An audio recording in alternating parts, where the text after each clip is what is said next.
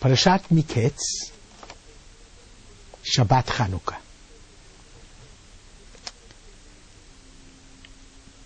Chanukah is a very, very famous festival.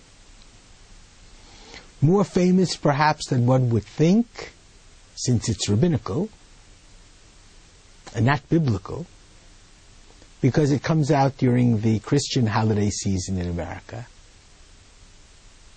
And therefore, the Jewish holiday season, our Hanukkah, is all of a sudden pushed to prominence.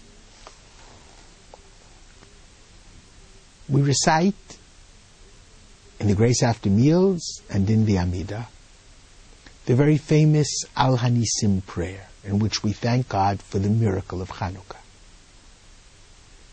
And the prayer begins as follows. In the days of Mattathias, the son of Yochanan, the high priest, Thesmonian and his children,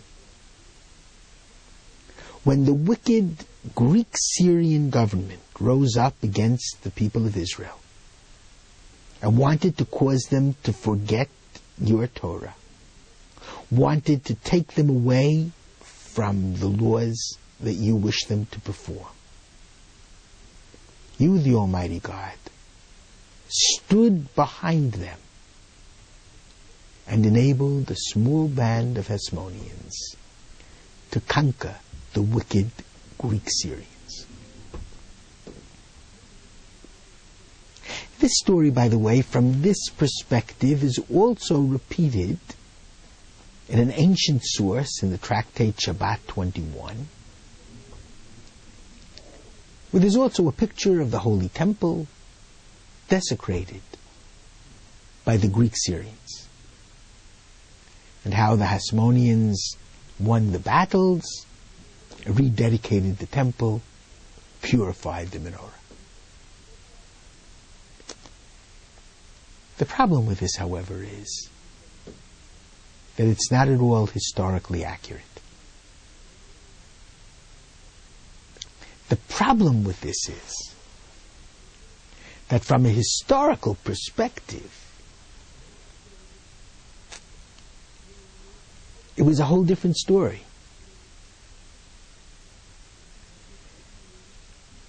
The battle in Judea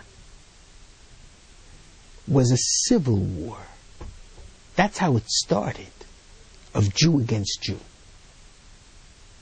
Let me just try to explain a little bit of the history. The Holy Temple, the first Holy Temple, was destroyed in 586 BC. The Jews were carted off to Babylonian exile. 50 years later, they were given permission by Cyrus of Persia, who had conquered the Babylonians, to return to Judea. They rebuilt the temple. And a few hundred years later, the Jews were a flourishing, small nation, but developing very, very nicely.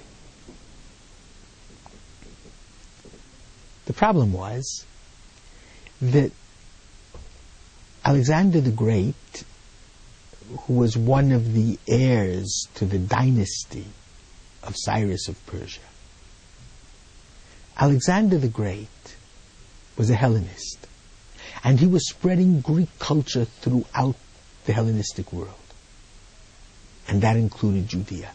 And even the high priest and the priests who led the government of Judea at that time were becoming assimilated Hellenists. And they wanted to turn Judea into a Greek city-state with Olympic games to the mythological gods on Mount Olympus. And the situation was appalling, and it looked as if Hellenism was taking over Judaism. There was a small band of Hasmoneans, similar to those who study today in Merkaz Harav Kook. Yeshivot Hesder. They were brave. They trained themselves in warfare. And they started a battle against those Hellenistic Jewish leaders, a civil war for the sake of Torah, for the sake of purity.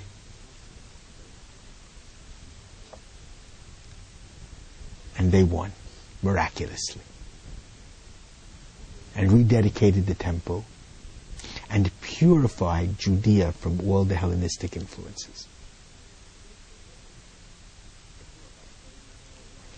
Now, when they began to be winning, the high priest called in the Greek Syrians to help against these religious Jewish upstarts. And that's how the Greek Syrians came in. Once they came in, they became extremely cruel. And they forced the Jews not to be religious. They forced the Jews to bow down to idols. They forced the Jews to eat pork. But it started with a civil war.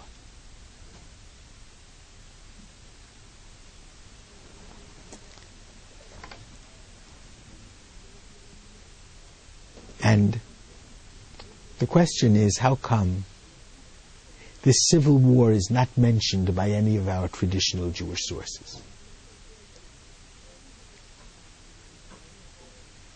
I want to raise another question at the same time.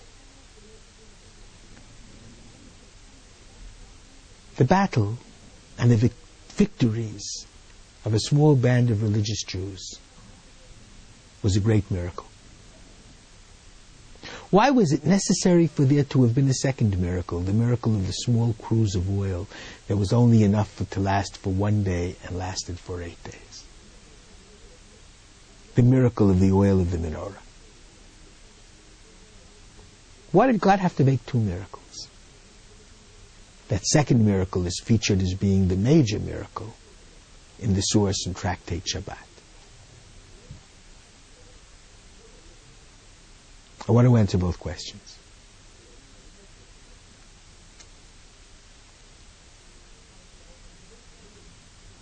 In Judaism, we sometimes face 2 different kinds of enemies.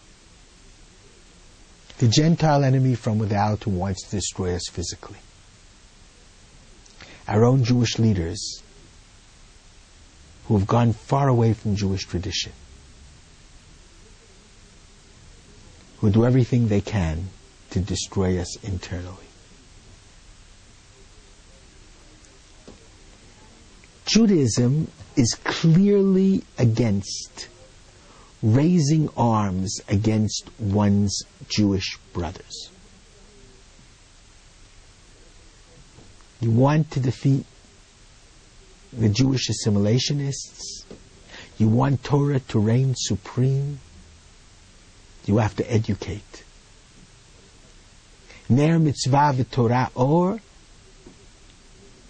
A candle symbolizes our commandments and Torah symbolizes light.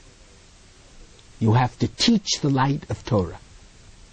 You have to educate, not force Jews into submission on religious issues. The Gentiles who want to destroy us physically, against the Gentiles we can fight. The miracle of the little bit of oil,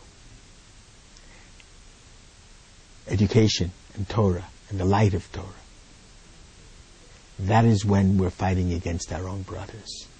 And it has to be with the armaments of Jewish education and the light of Torah.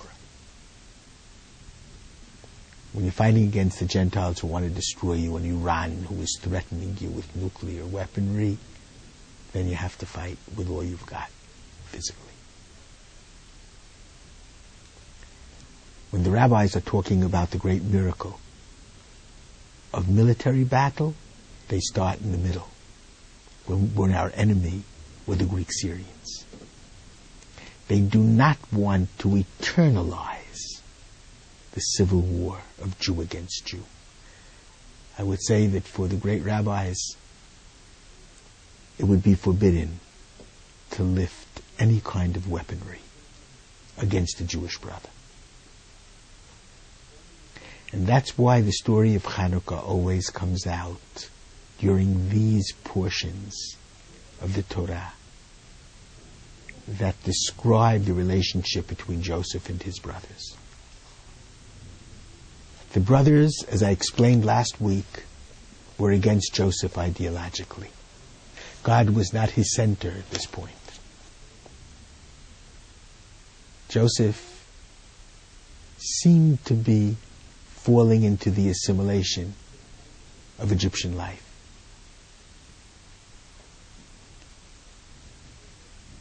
The brothers were wrong for getting rid of Joseph.